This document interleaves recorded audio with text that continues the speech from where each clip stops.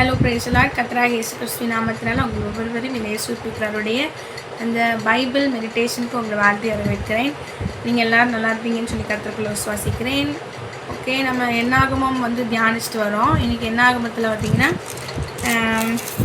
14வது அதிகாரம் வரைக்கும் நம்ம பார்த்துட்டோம். இன்றைக்கி 15, 16, 17 இந்த 3 அதிகாரங்கள் நம்ம இன்றைக்கி பார்க்குறோம். முதல்ல 15ஆம் அதிகாரத்தில் என்ன போடப்பட்டிருக்கு அப்படின்னா, ஆண்ட்ரு இந்த மாதிரி இஸ்ரவேல் ஜனங்கள்கிட்ட சொல்கிறாரு. என்ன அப்படின்னா, இங்கே நான் கொடுக்குற தேசத்துக்கு வந்த பிறகு எப்படி எனக்கு விசேஷத்தை பொருத்தனைகளை எப்படி கொடுக்கணும் அப்படின்றத இஸ்ரவேல் ஜனங்களோட பேசுகிறாரு. இந்த மாதிரி வரமுறைகள், இந்த மாதிரி சர்வாங்க தகன பலியிடணும், இந்த மாதிரி பாவ நிவாரண பலியிடணும், போஜன பலியிடணும், பான பலி இப்படி இடணும் அப்படின்னு சொல்லி என்ன பண்ணுறாங்க, ஆண்டவர் பேசுகிறாரு. இந்த கட்டளைகள் 2 பேருக்குமே, அதாவது இஸ்ரவேல் ஜனங்களோட பார்த்திங்கன்னா பிரஜாதியாரும் அங்கேருந்து கிளம்பி வந்திருப்பாங்க அப்படின்ற மாதிரி பைபிளில் போட்டிருக்கனால ஆண்டவர் நீங்கள் இஸ்ரவேல் ஜனங்களாக இருந்தாலும் சரி, பரதேசியாக இருந்தாலும் சரி, சுதேசியாக இருந்தாலும் சரி, யாராக இருந்தாலும் சரி, அந்த மாதிரி கற்பனைகளையும் இந்த மாதிரியான வரமுறைகளை தான் என்ன பண்ணணும், பின்பற்றணும் அப்படின்ற மாதிரி தேவன் பேசுகிறாங்க. அதுக்கப்புறம் பேசின பிறகு என்ன சொல்கிறாரு, ஒருவேளை இந்த கட்டளைகளை மீறிட்டா, அதாவது இப்படி தான் பலியிடணும், என்னென்ன செய்யணும் அப்படின்னு இருக்குல்ல, இதை மீறிட்டா என்ன நடக்கும் அப்படின்ற மாதிரி சொல்கிறாரு. அப்போது இதை மீறினா என்ன நடக்கும்னு இது தெரியாமல் பண்ணிட்டா, தெரியாமல் தப்பு பண்ணிட்டா, தெரியாமல் அந்த கட்டளைகளை மீறிட்டா அதுக்கு பதிலாக என்ன பண்ணிக்கலாம் அப்படின்னு சொல்கிறாங்கன்னா, இந்த மாதிரி பாவ நிவாரண பலி அந்த மாதிரி இருக்கிறது மூலமாக அது என்னாகும், மன்னிக்கப்படுமா. அதே இது தெரிஞ்சே துணிகரமாக செஞ்சா அப்படின்னா கற்று சொல்கிறார், ஜனங்களுக்கு ராதுபடிக்கு அவனை என்ன ஆயிடுவான், அறுப்புண்டு போவான் அப்படின்ற மாதிரி கத்திர என்ன பண்ணுறாரு, பேசுகிற பிறகு இங்கே என்ன நடக்குது அப்படின்னா, ஓய்வு நாள் அதுமா ஒருத்தர் என்ன பண்ணிடுறாரு, ஒரு மனிதன் விறகுகளை என்ன பண்ணுறாரு, பொறுக்கிறாரு. இதை பார்த்து ஜனங்கள் என்ன பண்ணுறாங்க, மோசையா கிட்ட கொண்டு வராங்க. கொண்டு அதுக்கப்புறம் என்ன ஆயிடுச்சு அப்படின்னு பார்த்தீங்கன்னா, அவங்க கல் எரிஞ்சு கொண்டுறாங்க. தங்கள் தலைமுறை தோறும் தங்கள் வஸ்திரங்களில் ஓரங்களிலே தொங்கல்களை உண்டாக்கி ஓரத்தின் தொங்கல்களிலே இளநீல நாடாவை கட்ட வேண்டும் என்று அவர்கள் சொன்னார். ஏன் அப்படி சொல்கிறாருன்னா, நீங்கள் அப்படி என்னை விட்டு தூரம் போயிடுவீங்க, நீங்கள் அப்படி போகக்கூடாது அப்படிங்கிறதுக்காக அவர் என்ன சொல்கிறாரு அப்படின்னா, நீங்கள் அதை உங்களுக்கு பார்க்கும்போது நம்ம கர்த்தருடைய கற்பனைகள் நடக்குமா அப்படின்னு சொல்லி நம்ம அதுக்கு நினைவுபடுத்துகிறதா இருக்கும் அப்படின்னு சொல்லி, என்னோடய கற்பனைகளை நினைத்து அவர்களின்படி செய்து உங்கள் தேவனாகி கர்த்தர் தேவனுக்கு பரிசுத்தமாக இருக்கும்படி அதை பார்ப்பீர்களாக அப்படின்னு சொல்கிறாரு. அதுக்கப்புறம் என்ன சொல்கிறாரு, நீங்கள் உங்கள் இதயம் உங்கள் கண்களுக்கு ஏற்க நடவாமல், உங்கள் கண்ணுபடி நடக்காமல், உங்கள் கண்ணுக்கு எது நலமாய் தெரியுதோ அதன்படி நடக்காமல் நம்ம என்ன பண்ணணுமோ அதை பார்த்து கர்த்தரின் கற்பனைகளெல்லாம் நினைத்து அவைகளின்படி செய்யும்படிக்கு அது உங்களுக்கு தொங்கலாக இருக்க வேண்டும் அப்படின்னு சொல்கிறாரு. நான் தான் உங்களை எகிப்திலேருந்து புறப்படை பண்ணேன், உங்கள் தேவனாகிய கர்த்தர் நான் தான். வழி விலகுகிறவர்களாக, திடீர்னு வேறு தெய்வத்தை கும்பிடுறவங்களாக தான் இருந்தாங்க. அதாவது நாமளுமே இன்றைக்கி அப்படி தான் இருக்கோம். கர்த்தர் நன்மை செஞ்சால் அவரை பிடிச்சிப்போம், நம்ம நன்மை செய்யலைன்னா அவர் வேண்டான்னு சொல்லிடுறோம். இப்போ நாமளும் எப்படி இருக்கணும் அப்படின்னு பார்த்தீங்கன்னா, என்ன நடந்தாலும் ஏசப்பாவை பிடிக்கிறவர்களாக, என்ன நடந்தாலும் ஏசு வேணும்னு சொல்கிறவர்களாக நம்மளும் இருக்கணும். தேவைக்காகவோ அல்லது நன்மை நடக்கணும் அப்படிங்கிறதுக்காகவோ மாத்திரம் இல்லாமல் எப்பொழுதுமே என்ன பண்ணணும் அப்படின்னு சொல்லி நினைக்கிறாருன்னா, அவர் தான் நமக்கு தேவன், என்ன நடந்தாலும் அவர் தான் நமக்கு தேவன் அப்படின்ற ஒரு வைராக்கியம் நமக்குள்ளே இருக்கணும். இந்த இஸ்ரவேல் ஜனங்களுக்கு கர்த்தர் என்ன சொல்கிறாரு, நீங்கள் வழி விலகிடக்கூடாது. எப்போவுமே ரொம்ப அதை கொடுத்து என்ன பண்ணுறாரு, பாரப்படுறாரு, பயப்படுறாரு. அதனால் நீங்கள் உங்கள் ட்ரெஸ்ஸில் அந்த இளநீல நடாவை தொங்க விடுங்க, அது உங்களுக்கு ஞாபகமாக இருக்கும், இப்படிலாம் சொல்கிறோம். இப்போ நாமளும் கூட தான், நாமளும் என்ன பண்ணக்கூடாது, வழி விலகக்கூடாது. நம்ம பார்வைக்கு நலமாக தெரிகிற காரியங்களை குறித்து நம்ம என்ன பண்ணிடக்கூடாது, வழி விலகிடக்கூடாது. கர்த்தருக்கு எது பிரியமோ, கர்த்தருக்கு எது சித்தமோ, இப்படி அவர் தான் ஜனமாக நினச்சி இஸ்ரவேல் ஜனங்களை பார்த்து என் பிள்ளைங்களுக்கு நல்ல திசை கொடுக்கணும், நல்ல இடம் கொடுக்கணும்னு அவர் முன்கூட்டியே பிளான் பண்ணி இப்படி நடத்திட்டு வர்றாரு. அப்படி தானே? அப்படிப்பட்ட தேவனுக்கு அப்படியாக தேவன் நம்ம நடத்தும் போது பட்சத்தில் நாம் அவருக்கு விருந்தமாகவும் அவருக்கு பிரியமில்லாமல் நடக்கிறது அவருக்கு பிடிக்குமா? கட்டாயம் பிடிக்கவே பிடிக்காது. அப்போ நாம் எவ்வளோக்குள்ளே நம்ம ஏசப்பா சொல்லணும், கண்களின்படி கண்ணோடைய போக்கின்படி நடக்காமல் நான் என்ன பண்ணணும் அப்படின்னா, கண்களுக்கு ஏற்க நடக்காமல், இதயத்துக்கு ஏற்க நடக்காமல், நம்ம கர்த்தருடைய சித்தத்துக்கு ஏற்க அவர் தான் நம்மளை பேம்பர் பண்ணி கொண்டு வர்றாரு. எவ்வளோக்குள்ளே என் பிள்ளைக்கு இது கொடுக்கணும், என் பிள்ளைக்கு அது கொடுக்கணும்னு சொல்லி பார்த்து செய்கிறாரு. இப்போ எடுத்து எக்ஸாம்பிளுக்கு சொல்கிறேன். ஒரு அம்மா எடுத்து இப்போ குட்டி பிள்ளைங்கள்லாம் பிறந்த உடனே அவங்க இந்த 11 months 10 months இந்த 1 year வரதுக்குள்ளேயே அப்படி வந்து ஃபோட்டோ ஷூட் பண்ணுறாங்க. நான் நிறைய டைம் நிறைய இதில் பார்த்தா அவங்க ஃபோட்டோ ஷூட்ஸ்லாம் எப்படி இருக்குது அப்படின்னா பயங்கரமாக ரொம்ப செலவு பண்ணி கூட நிறைய பேர் செய்கிறாங்க. சில பேர் இந்த மாதிரி வாட்டர் மெலன்லாம் அதில் வெட்டி எடுத்து அதை வந்து இந்த குட்டி பாப்பாவுக்கு போட்டு விட்டு இப்படிலாம் ஃபோட்டோ ஷூட் வித்தியாசமாக பண்ணுறாங்க. அப்போ பாருங்கள், அந்த குட்டி வயசுலேயே என்ன பண்ணுறோம் அப்படின்னா ஃபஸ்ட்டு பர்த்டே பெருசாக கொண்டாடுவாங்க, கிராண்டாக கொண்டாடுவாங்க. அதே இது இப்போ அப்படி கிடையாது. ஒவ்வொரு மந்த்தையும் கூட ஃபோட்டோ ஷூட் எடுக்கிறாங்க, ஃபோட்டோ ஷூட் பண்ணுறாங்க. இதெல்லாம் பார்க்கும்போது ஆச்சரியமாக இருந்துச்சு. அப்போ என்ன பண்ணுறாங்க, அவங்க பெற்றோர்கள் பிள்ளைங்களுக்கு பார்த்து ஒவ்வொன்றையும் பார்த்து செய்யணுமா.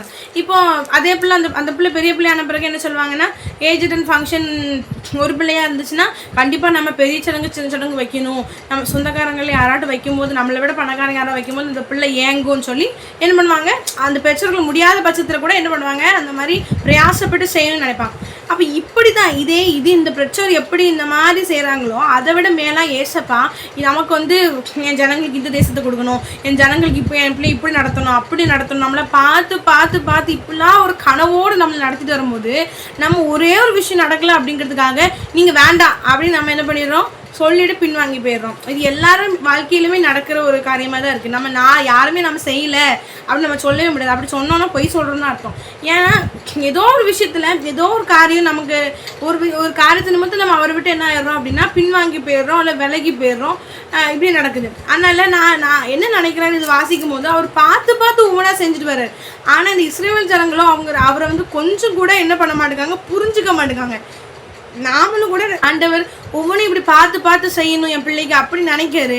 நாம் அவரை புரிஞ்சுக்கவே மாட்டோம். இவங்களை போல நம்மளே என்ன பண்ணுறோம் நமக்கே தெரியாமல் தான் நம்ம செஞ்சிட்ருக்கோமே தவிர்த்து அவர் நடத்துதலுக்கு அவர் நம்ம இவ்வளோ பெரிய பிளான் வச்சுருக்காரு, இப்படி நம்ம நடத்தணும்னு ஆசைப்படுறாரு. அதனால் அவரை பின்பற்றணும். இந்த ஒரு விஷயம் நடக்கட்டா என்ன, எத்தனையோ காரியங்களை கற்று நமக்கு செஞ்சுருக்காரு அப்படின்னு நினைக்க என்ன ஆக மாட்டேங்குது, அவங்க நமக்கு வர மாட்டேங்குது. அந்த வனாந்திரத்தில் இருந்தால் கூட அவர் வந்து எல்லாமே கொடுத்தாரு. அவங்களுக்கு கேட்க தான் தெரியல, ஏசப்பா தாங்கன்னு கேட்டுருந்தா கண்டிப்பாக கிடச்சிருக்கும். அவங்க உடனே கோவப்பட்டு தேவன்கிட்ட டிமாண்ட் தான் பண்ணாங்க. சரி, அது ஒரு பக்கம் இருக்கட்டும். அப்போ இன்றைக்கி நாம் இது மூலமாக என்னென்னு கற்றுக்கிட்டோம் அப்படின்னா, நீங்கள் நினைக்கிங்க உங்களுடைய பார்வையில் நீங்கள் தேர்ந்தெடுத்தால் தான் அது நலமாக இருக்கும். எப்படி ஒரு பேரண்ட்ஸ் வந்து நினைப்பாங்கல்ல, நான் தான் என் பிள்ளைக்கு செலக்ட் பண்ணணும், நான் தான் என் பிள்ளைக்கு எதனால் சூஸ் பண்ணணும். ஈவன் ட்ரெஸ்லேருந்து என்ன பண்ணுவாங்கன்னா சில பேரண்ட்ஸ் வந்து பிள்ளைங்களே சூஸ் பண்ண விட மாட்டாங்க, அவங்க தான் எடுக்கும். அவங்க தேர்ந்தெடுத்தால் தான் நல்லா இருக்கும், அது குவாலிட்டியாக இருக்கும். இப்போ அதுலேருந்து எல்லாமே அப்படி தான் நினைப்பாங்க. அதே போல் தான் இப்போ ஏசப்பா என்ன சொல்கிறாரு, நாம் நினைக்கிறோம் நம்ம கண்களில் இருந்து நம்ம பார்த்து நம்ம சூஸ் பண்ணுறதா கரெக்டாக இருக்குன்னு நம்ம நினைக்கிறோம். ஆனால் ஆண்டவர் சொல்கிறாரு, நான் உனக்கு ஏற்கனவே என்ன பண்ணிட்டேன், இது அப்படின்னு சொல்லி என்ன பண்ணியிருக்கேன், நியமித்து வச்சுருக்கிறேன் அப்படிங்கிற. நான் தான் பார்த்து என் இதயத்துக்கு ஏற்ற விதமாக என் கண்ணுக்கு எது நலமாக இருக்கோ அதை தான் என்ன பண்ண மாட்டேன், அதன்படி நடக்காத அப்படின்னு சொல்லி கத்த சொல்லி என்னுடைய கற்பனையின்படி நட, உன் கண்ணுக்கு எது நலமாக தெரியுதோ இதயத்துக்கு எது நலமாக தெரியுதோ அதன்படி நீ செய்யாத அப்படின்னு சொல்கிறேன். இப்போ இன்றைக்கி நாம் அநேகர் வந்து சில முக்கியமான காரியங்களில் நம்ம கர்த்தருடைய கற்பனையின்படி நடப்போம், கர்த்தருக்கு சுத்தமானபடி நடப்போம். அதே இது எல்லா விஷயத்துலையும் செய்கிறோமான்னு கேட்டால் இல்லை.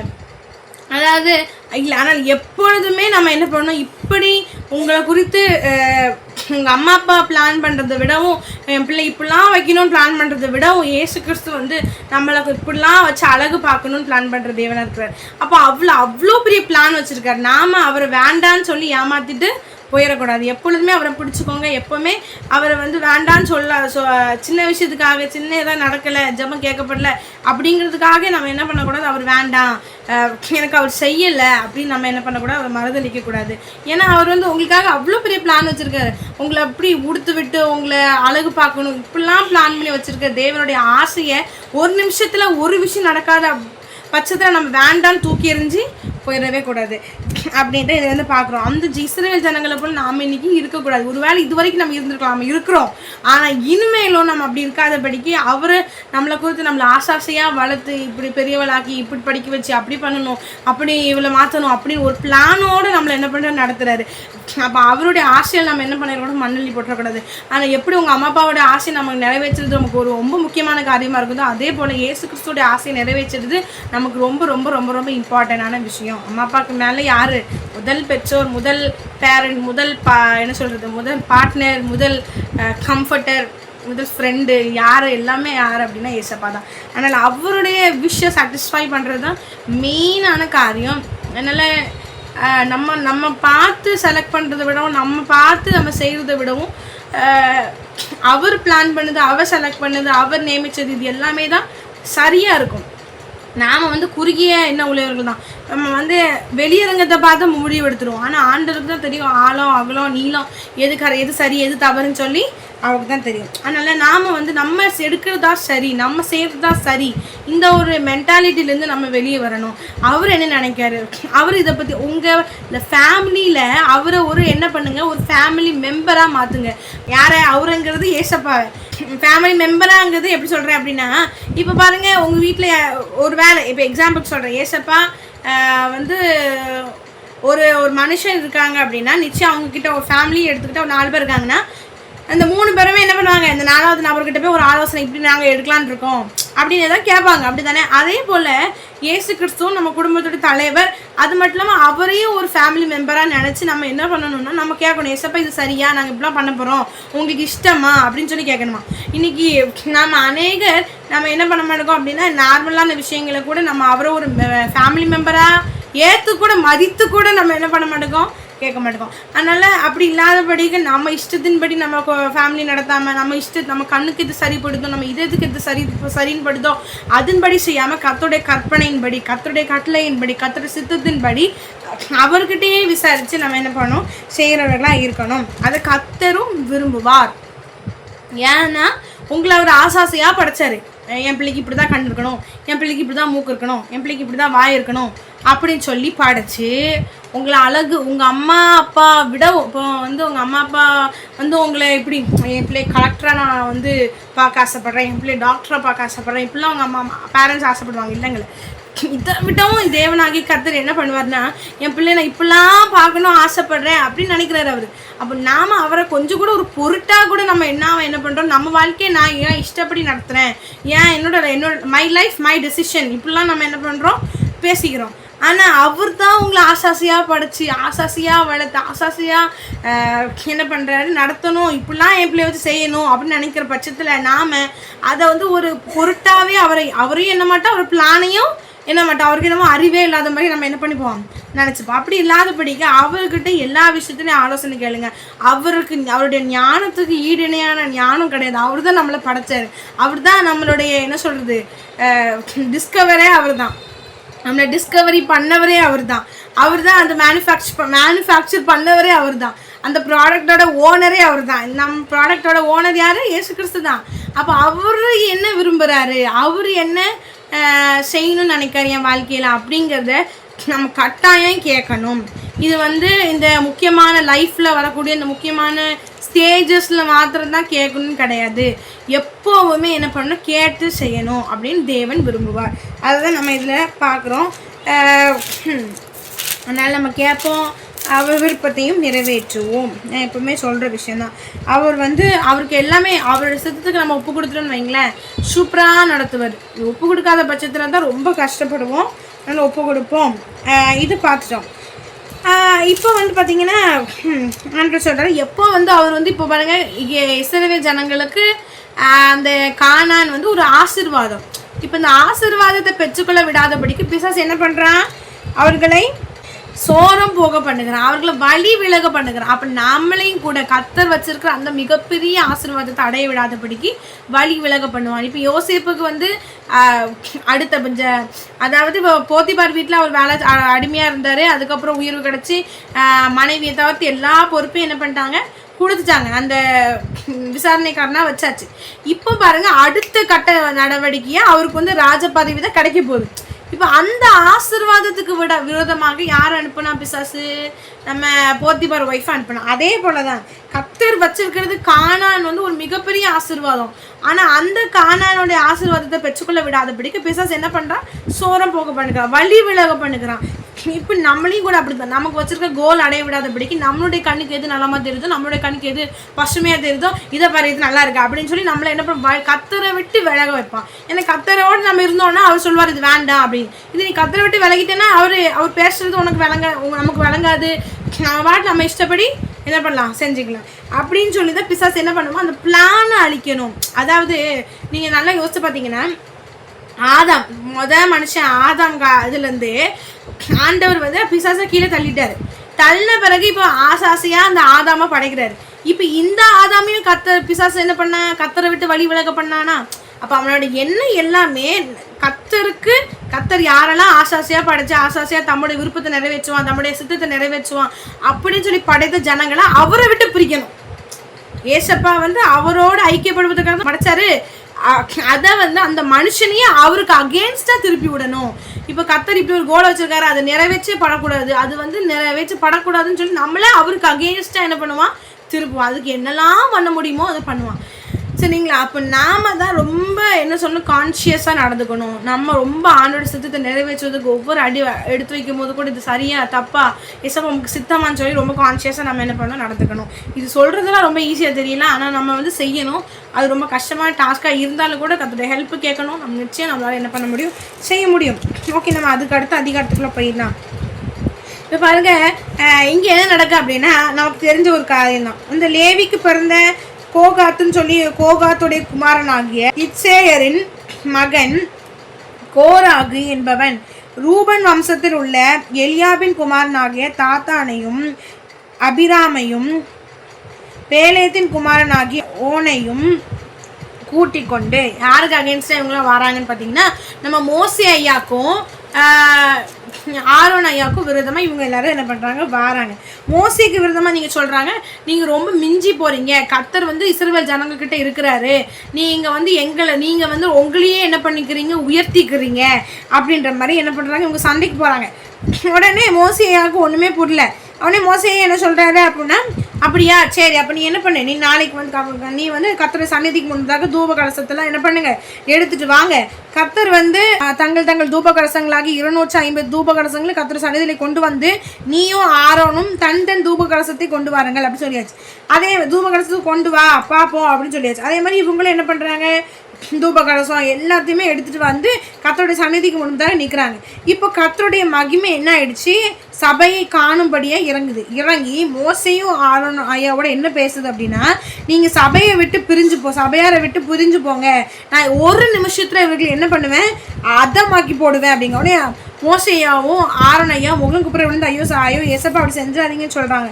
சொன்ன பிறகு என்ன நடக்கு, அப்போ அவர் சொல்கிறாரு, அப்படின்னா நீங்கள் அப்போ வந்து கோராகு தாத்தான் அபிராம் அவங்களுடைய வாசஸ்தலங்களை விட்டு விலகி போங்க, அவங்கள நான் என்ன பண்ணுவேன், அவங்கள வந்து நான் என்ன பண்ண அழிக்க போகிறேன் அப்படின்னு சொல்கிறாரு. உடனே மோசையாவும் அதே மாதிரி சொல்கிறாரு ஜனங்கள்கிட்ட. சொன்ன பிறகு என்ன ஆயிடுச்சு அப்படின்னா, நீங்கள் வந்து ஜனங்கள்கிட்ட நீங்கள் வந்து அவங்கள விட்டு தள்ளிடுங்க அப்படின்னு சொல்லிட்டு எல்லாருமே நவுண்டு நிற்கிறாங்க.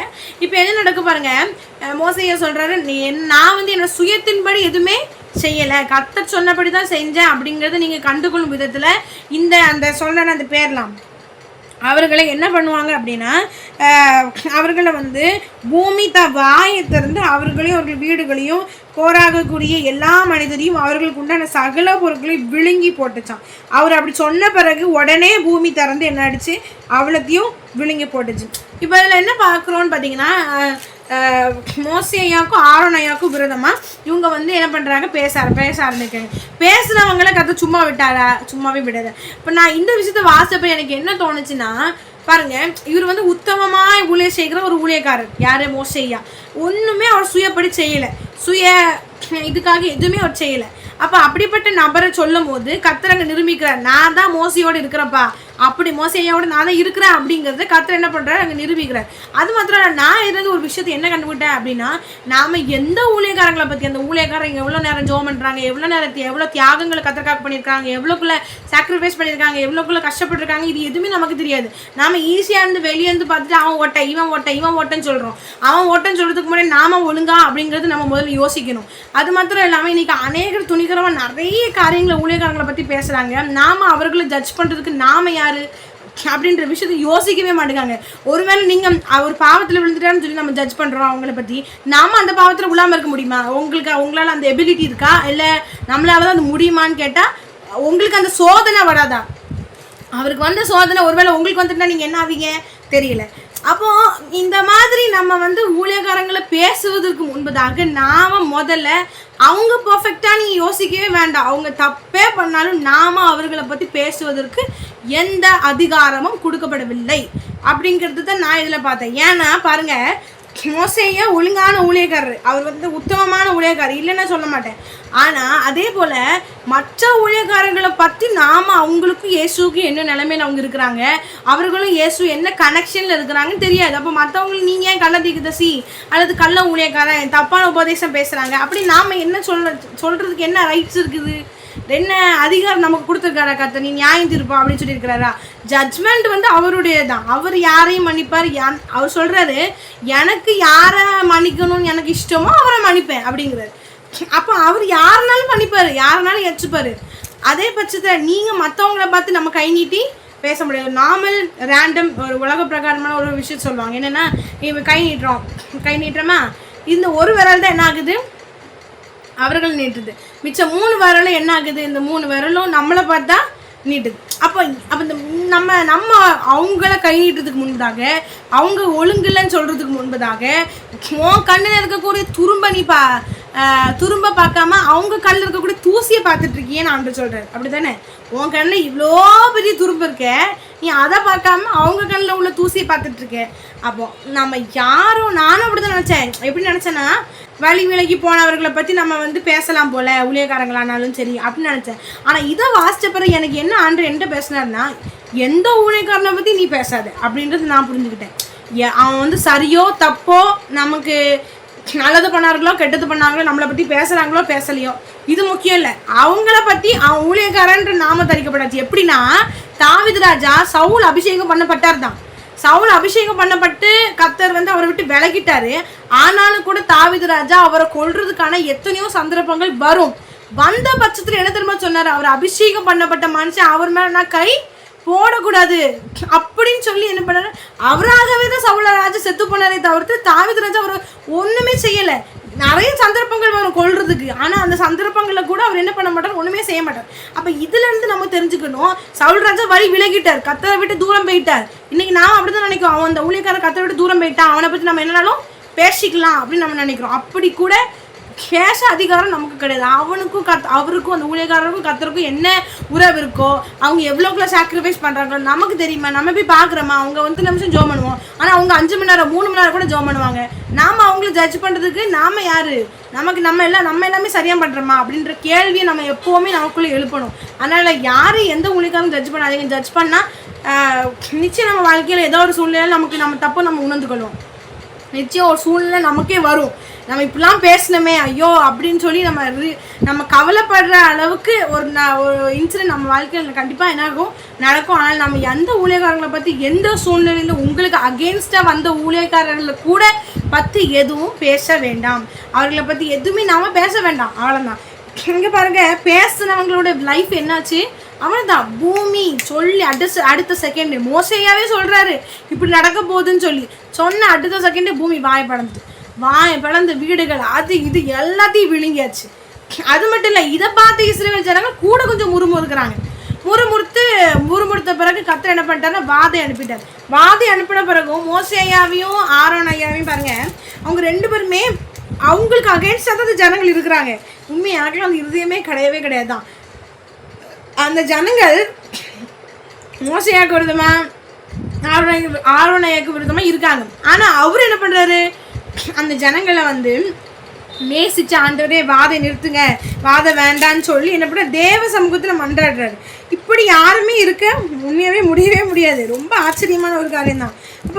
அப்போ இப்படிப்பட்ட ஊழியக்காரனுக்காக நாம் என்ன பண்ணக்கூடாது, இப்படிப்பட்டவர்களும் அந்த இருக்காங்க யாரும் இந்த ஊழியக்காரன் தான். அப்போ இவங்களை பற்றி பேச நமக்கு எந்த அதிகாரமும் இல்லை. நம்ம உண்டா, நம்ம வேலை உண்டா அப்படின்ட்டு என்ன பண்ணிடணும், யாரை பற்றி குறை சொல்லாதீங்க. குறை சொல்லி ஊழியம் செய்யணும் அவசியமே இல்லை. முடிஞ்சா ஏன் நீங்கள் குறை சொல்கிறவங்கள பற்றி பேசணும், இயேசுவை பற்றி பேசுங்களேன். ஆண்டவரே சொல்கிறாரு, நீங்கள் வந்து அங்கே இருக்கக்கூடிய குறை, அதாவது ஏதாவது ஊழியக்காரங்க ஒரு வார்த்தை சொல்லியிருப்பாங்க, உடனே அதை பிடிச்சிப்பாங்க. அதை பிடிச்சிட்டு ஐயான்னு அதே சுற்றி வருவாங்க. அதுக்கு பதிலாக நீங்கள் இயேசுவை பற்றி பேசலாமே. நீ மற்றவனை பற்றி குறை சொல்கிறதுக்கு பதிலாக இந்த மாதிரி பைபிளில் இருக்குது, இந்த மாதிரி ஆழமான சத்தியங்களை கொடுத்து நம்ம பேசலாம். நீங்கள் அவனை பற்றி இவனை பற்றி பேசுறதுக்கு பதிலாக அது செய்யலாம். அது செய்கிறதுனால நமக்கு பரலோகத்துலேயே என்னது அதுக்கான பிரதிபலன் உண்டு. இங்கே நீங்கள் மற்றவங்கள பற்றி பேசுறது மூலமாக ஒரு லாபமும் இல்லை. அதனால தெரிஞ்சுக்கோங்க. நீங்கள் இது நான் வந்து வீடியோ போடுறவங்களுக்காக நான் சொல்கிறேன்னு நினைக்காதீங்க. பொதுவாகவே என்ன சொல்கிறேன், நான் கற்றுக்கிட்டேன், நான் பேசினேன். அப்போ நான் பேசின பிறகு நான் என்ன புரிஞ்சுட்டேன், வழி விலகுன பாஸ்டர்ஸை பற்றி பேச நினச்சேன். பாஸ்டரோ ஊழியக்காரங்களோ கத்தரை விட்டு தூரம் போயிட்டாங்க, அந்த அவங்கள பற்றி பேசலாம், இந்த சவுள மாதிரி அப்படின்னு நினச்சேன். ஆனால் கற்று சொன்னார், நீ யார் அவன் வழி விலகினானா வழி விலகினா உனக்கு எப்படி தெரியும் அப்படின்ற மாதிரி இந்த விஷயத்து மூலமாக பேசின பிறகு நான் புரிஞ்சுக்கிட்டேன். சரி, நம்ம யாரை பற்றி பேச நமக்கு அதிகாரம் கிடையாது அப்படின்ற விஷயத்த புரிஞ்சுட்டேன். அதுக்கப்புறம் இங்கே வாதம் வருது. மோசையாவும் இவங்களும் ஆரணையாவும் தேவனை நோக்கி முறையிடுறாங்க. உண்மையாகவே ரொம்ப சூப்பரான முறைக்காரங்க. ஏன் தெரியுமா, தன்னை பகைக்கிறவர்கள் ஆண்டவர் சொன்னார்ல, என்னை பகைக்கிறவனே நீ என்ன பண்ண, உன்னை பகைக்கிறவனே நீ நேசிங்கிறார். இப்படி நம்மளால முடியவே முடியாத ஒரு விஷயம். இங்கே பாருங்க, அவர் வந்து தனக்கு அகேன்ஸ்டாக மோசையாக்கு அகேன்ஸ்டாக தான் அவங்க முறுமுறுக்கிறாங்க. அது நிமித்தம் தான் வாதம் வந்துச்சு. உடனே நல்லா வரட்டும், தேவையா என்னை பற்றியா பேசினேன் அப்படின்னு அவர் சொல்லலை. அது என்ன பண்ணுறாரு, தேவனை நோக்கி முறையிடுறாரு. இந்த விஷயம் நடந்த பிறகு மோசையா 17ஆம் அதிகாரத்துக்குள்ளே போகலாம். என்ன பண்ணணும் அப்படின்னா, வம்சங்களாகி ஒவ்வொரு வம்சத்தின் பிரபுக்களும் ஒவ்வொரு கோள்களை 12 கோள்களை வாங்கி அவனவன் பேரை என்ன பண்ணணும் எழுது. இப்போ லேவி கோத்திரத்தோட தலைவராக யார் பேர் எழுதணும், ஆரோனுடைய பேரை எழுதணும் அப்படின்னு சொல்லியாச்சு. சொல்லி இது எங்கே கொண்டு போய் வச்சுருக்காங்க, ஆசிரியப்பு கூட இடத்துல கர்த்தருடைய சந்நிதிக்கு இருக்கக்கூடிய சாட்சி பெட்டிக்கு முன்னாடி வச்சாச்சு. வச்ச பிறகு இப்போ சொல்கிறாங்க, அதாவது வந்து கர்த்தர் தெரிந்து கொண்டவருடைய கோல் வந்து என்ன பண்ணுமோ துளிர்க்கும். இப்படி இஸ்ரவேல் புத்திரர் உங்களுக்கு விதமாக முறுமுறுக்கிறார்கள், அவர்கள் முறுமுறுப்பை என்னை விட்டு ஒழிய பண்ணுவேன். இப்படி இதை செய்கிறது மூலமாக அவங்க முறுமுறுப்பு ஒழியுங்கிறார். இதே போல் வச்சா அங்கே உள்ளே வச்ச பிறகு என்ன ஆயிடுச்சு அப்படின்னா, மோசே ஐயாவோட கோல் தான் என்ன ஆயிடுச்சு, துளிர்த்தது. அது துளிர் விட்டு பூ பூத்து வாதுமை பழங்களை கொடுத்தது. அப்பொழுது மோசே என்ன பண்ணுறாரு, கர்த்தருடைய சமூகத்திலேருந்து அந்த கோலை வெளியே எடுத்துகிட்டு வந்து இஸ்ரவேல் புத்திரர் காணும்படியாக வச்சாச்சு. இப்போ அவரவர் தங்கள் கோலை என்ன பண்ணியாச்சு, வாங்கிட்டு ஆரோனுடைய கோல் அந்த கலகக்காரருக்கு விரதமாய அடையாளமாகும் பொருட்டு அதை திரும்பவும் சாட்சி பெட்டிக்கு முன்னே கொண்டு போய் வை. இப்படி அவர்கள் எனக்கு விரதமாக முறுமுறுப்பதை ஒழிய பண்ணுவாய், அப்பொழுது அவர்கள் சாக மாட்டார்கள் என்றார்.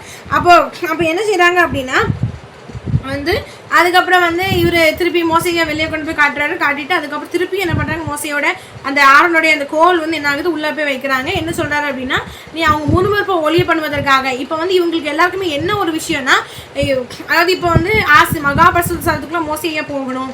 அதுக்கப்புறம் இந்த இவங்க தான் வந்து ஆரோனையா தான் அதுக்கப்புறம் உள்ள இடங்கள்ல அந்த பரிசுத்த ஸ்தலத்துக்குலாம் அதில் ஆக்குப்பை பண்ணணும். இப்போ நம்மளை விட மாட்டாங்க. இந்த மாதிரியான ஒரு விஷயம் இருக்குது அவங்களுக்குள்ள, ஒரு பொறாமை இந்த மாதிரி இருந்தனால இப்போ சொல்கிறாரு, நீ இந்த இந்த பெட்டி அதாவது இந்த கோலை வச்சது நிமித்தம் கர்த்தர் யாரை தெரிந்து கொள்கிறாரோ அவங்களோட கோல் தான் துருதுச்சு. இப்போ நான் இவர்களை தான் தெரிந்து கொண்டிருக்கேன் அப்படிங்கிறதுக்கு அடையாளமாக தான் அந்த கோலை நான் என்ன பண்ணியிருக்கேன், நீ சாட்சி பெட்டிக்கு முன்னாடி வை. அது நிமித்தம் அவங்க யாருமே என்ன பண்ண மாட்டாங்க, சாக மாட்டாங்க அப்படின்ற மாதிரி அவர் சொல்கிறாரு.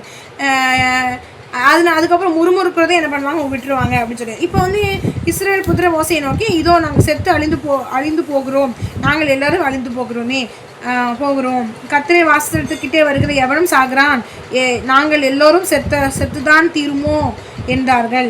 இதில் பார்த்தீங்கன்னா அவங்க வந்து இவ்வளோ அடிபட்டும் கூட மறுபடியும் என்ன பண்ணுறாங்க, கர்த்தருக்கு விரோதமாய் முறுமுறுக்கிறவர்களாக இருக்கிறாங்க. இப்போ இதில் இருந்து நம்ம என்ன பார்க்குறோம்னா, நம்ம தெரிந்து கொள்ளப்பட்டவர்களை பற்றி பேசுவதற்கு ஒரு அதிகாரம் கொடுக்கப்படலை. அவங்கள பற்றி முறுமுறுக்காதீங்க, அவங்கள பற்றி பேசாதீங்க. அந்த ஊழியக்காரங்க நல்லவங்களோ கெட்டவங்களோ, அவங்க தப்பு பண்ணாங்களோ தப்பு பண்ணலையோ, அவங்கள பற்றி பேசுறதுக்கு நமக்கு எந்த அதிகாரம்ல, அவங்க தெரிந்து கொள்ளப்பட்ட ஒரு பாத்திரம், தெரிந்து கொள்ளப்பட்ட ஒரு கருவி. நீங்கள் நம்ம அவர்களை பற்றி பேசும் பொழுது அது கர்த்தருடைய கோபாக்கினைக்கு நேரம் நம்மளை கொண்டு போகிறது. அதனால தெரிந்து கொள்ளப்பட்ட பாத்திரத்தை பற்றி நாம் என்ன பண்ணக்கூடாது, தெரிஞ்சுட்டு இந்த பாத்திரம் தெரிந்து கொள்ளப்பட்ட பாத்திரம் அப்படின்னு தெரிஞ்சுட்டுனா நம்ம அவங்கள பற்றி என்ன பண்ணாதீங்க, பேச வேண்டாம். ரெக்வஸ்ட்டாக கேட்டுக்கிறோம். நம்ம வந்து எப்படி ஆகிட்டோம் அப்படின்னா, கிறிஸ்தவர்களை ஒருத்தனை பற்றி தப்புன்னு சொல்லிக்கிட்டே நம்ம இயேசு அங்கே பேசுறது இல்லை. அவன் தப்பு இவன் தப்பு நான் மட்டும் சரிப்பா அப்படின்னு சொல்கிறோமே தவிர்த்து இங்கே இயேசு உயர்த்துறதுக்கு, இயேசுவை பற்றி பேசுறதுக்கு என்ன ஆகலாம், ஆட்களே இல்லை. எத்தனையோ யங்ஸ்டர்ஸ் என்ன பண்ணலான்னா, நான் பொதுவாகவே சொல்கிறேன், நிறைய யங்ஸ்டர்ஸ் இருக்காங்க. என்ன பண்ணலான்னா, அவங்க கர்த்தருக்கு பிரியமான விதத்தில் அநேக நல்ல யூஸ்ஃபுல்லான வீடியோஸ் என்ன பண்ணலாம் போடலாம். அநேக யங்ஸ்டர்ஸ் அந்த மாதிரி குரூப்பாக சேர்ந்து என்ன போடுறாங்க நிறைய ஷார்ட்ஸு, கர்த்தருக்கு ரிலேட்டடான ஷார்ட்ஸ், அதெல்லாம் ரொம்ப சூப்பராக இருந்துச்சு. இப்போ உலகத்தார்கள்ல எல்லாருமே என்ன பண்ணுறாங்கன்னா, அது டெவலப் பண்ணுறாங்க, அது சூப்பரான போடுறாங்க, வீடியோஸ் போடுறாங்க, சூப்பரான என்ன பண்ணுறோம் ஷார்ட்ஸ் போடுறாங்க, சிரிக்க வைக்கிற மாதிரி இருக்குது, சிந்திக்க வைக்கிற மாதிரி இருக்குது, என்டர்டைன்மெண்ட்ஸாக இருக்குது. அதே இது நம்ம கிறிஸ்தவ ஜெனரேஷன், கிறிஸ்துவ யூத்து, கிறிஸ்தவ யங்ஸ்டர்ஸ்லாம் என்ன பண்ண மாட்டாங்க, இதை பற்றி யோசிக்காமல் அவனை பற்றி குறைச்சிடலவா, இவனை பற்றி குறைச்சிடலவா, ஏன் அவன் வேஸ்ட்டு இவன் வேஸ்ட்டு, இதை மட்டும் தான் நம்ம செய்கிறமே தவிர்த்து நம்ம இயேசுவை நம்ம என்ன பண்ணணும், பிரஜாதியாருக்கு வெளிப்படுத்தணும். இயேசுவை எந்த விதமாக சொல்லலாம், பிரஜாதியார் ஏற்றுக்கொள்ளுகிற விதத்துல அப்போ எப்படி ஜாலியாக என்டர்டைன்மெண்ட்டாக எப்படி சொல்ல முடியும், எப்படி வீடியோ போட்டு அவங்க ஏற்றுப்பாங்க, இப்படியாக நம்ம யாருமே என்ன பண்ண மாட்டோம், யோசிக்க மாட்டோம்.